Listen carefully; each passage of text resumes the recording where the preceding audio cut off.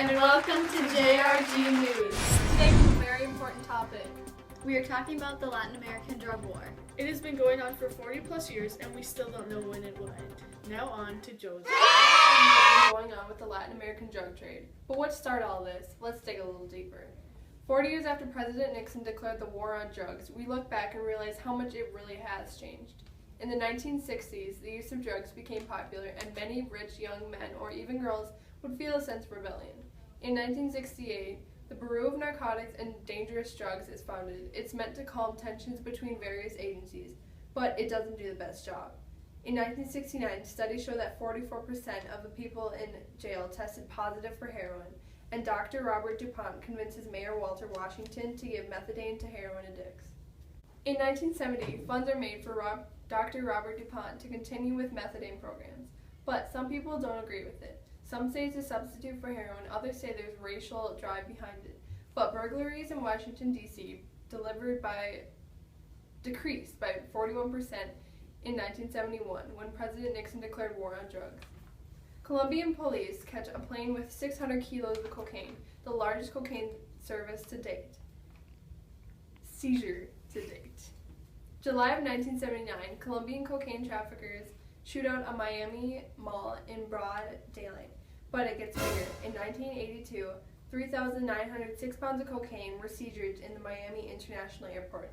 This is when the U.S. realized Colombia traffickers are working together, but yet it still gets bigger. In 1984, the DEA tracks down a huge laboratory deep in the Colombian jungle. Law enforcement destroys 13.8 metric tons of cocaine, 7 airplanes, and 11,800 drums of chemicals. Now, on to Greta. Thanks, Josie. So, the drug war is actually still happening today. Some reports state that anti-drug assistants are trying to help Peru with security to keep the drugs out. They are destroying the coca plants, which is where cocaine comes from. Uruguay recently legalized marijuana and was the first country to do so in the world. The president of Paraguay is worried that that will lead to drugs crossing the border and entering his country. President Peña Nieto of Mexico is working with the U.S. to stop drugs from crossing the border. 90% of the cocaine that enters the U.S. is actually transported through Mexico. The drug cartels of Mexico take in 19 to 29 billion every year from U.S. drug sales.